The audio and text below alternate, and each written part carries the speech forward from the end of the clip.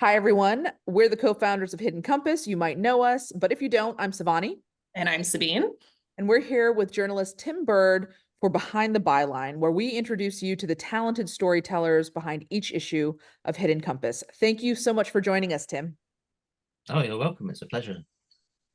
Tim's feature, The Time of His Life, appears in our time travel department. It's a personal story that follows the letters and life of a young man conscripted to fight as a so-called desert rat in World War II. Across continents, battlefields, and generations, Tim confronts the questions surrounding the fate of this young soldier and so many like him.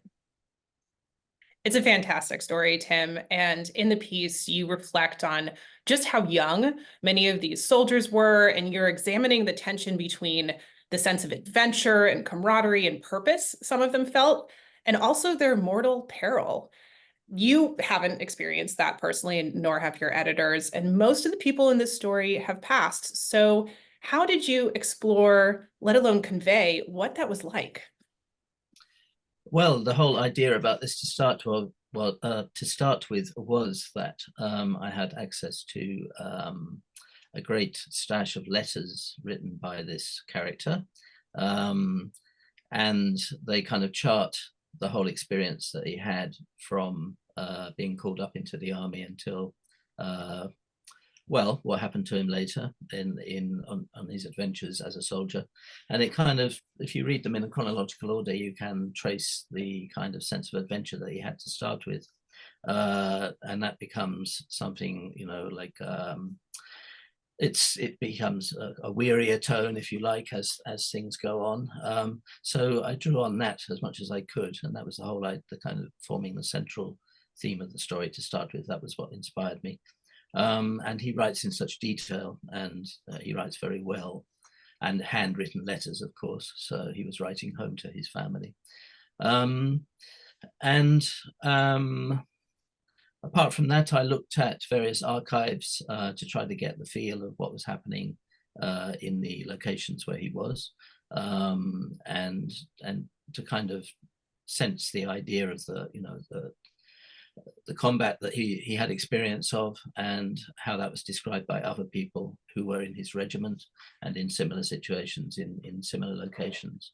So, and of course, there's a fair amount of speculation as well, has to be, because I couldn't be in that situation. I haven't experienced it, and I wouldn't want to be honest. But yeah, so that's how.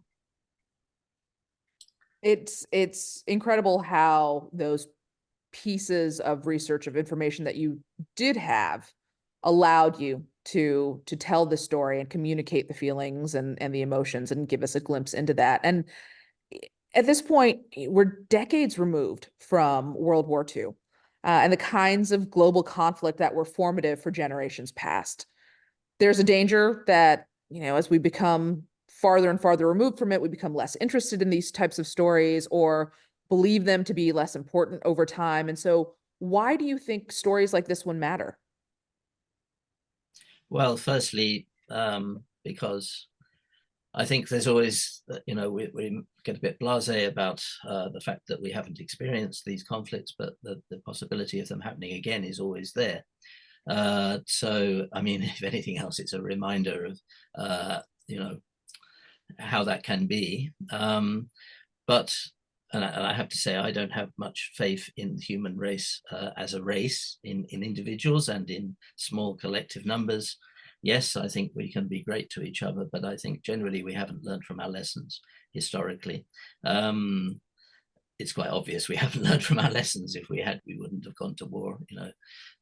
We're a bit stupid as a race, is my opinion. But at the same, I don't want to sound like a misanthrope, but and I'm not. But if you look at the broad picture, and that's another thing about history, of course, is you look at the broad picture and you don't look at the individual stories so much. So I think that having the opportunity to tell one individual story, which played a significant part in a big historical context, it kind of focuses on the individuals, or one representative individual. Of course, he's only one of millions who had similar experiences, but I think it's good for people to be reminded of that, and it's good to have the opportunity to write about that if you have it. So yeah. Yeah, I mean, we do tend to repeat our mistakes as Homo sapiens, but so many of us do want to learn from the past. And this story gives us the opportunity to do that. For those watching who haven't read it, go check it out. It's an important story. It's an immersive story. And for those who aren't familiar with how we do things at Hidden Compass, we launch with every story that we publish a patronage campaign. So if this story feels important to you, if you're moved by it and you want to support our partnership with Tim, you can make a contribution to the story's patronage campaign. And we will split the proceeds of that campaign 50-50 with Tim. So he will get that on top of his paycheck. It's a way for you as a reader to amplify the pay for our journalists who do so much work and research and bring these important stories to life. So thank you to those of you who are reading and contributing. And Tim, do you have anything to say to folks who have already contributed to your campaign? Well, thank you, obviously. Yeah, I mean, I assume that anyone who's visiting this site is somebody who's prepared for long reads. They're not going to be looking for short stories. So I appreciate the fact that they're doing that. And part of the thing that I appreciated about this whole project was having the opportunity to expand. I'm a journalist with lots of experience of being commissioned to write to a certain length on certain themes, specifically without, having the luxury, if you like, that I had now to expand and to tell the story more comprehensively. So I appreciate anybody who takes the time to read long stories like the one that I've written for you. And of course, I'm always grateful for any financial contributions. So I'm not going to deny that as well. Yeah. So, and people are hard pressed. So they don't necessarily have money to spare for things like this. It's, if you like, it's a luxury. It's a choice they make. It's not something they have to do. So yeah, very appreciative. So grateful. Yeah, I don't think I can add to that really. You did well, and we are also appreciative not just of our readers who are the reason why we're here today and able to publish these stories, but to you, Tim, for all of your hard work and for joining us today. So thank you. Thank you. It's a pleasure.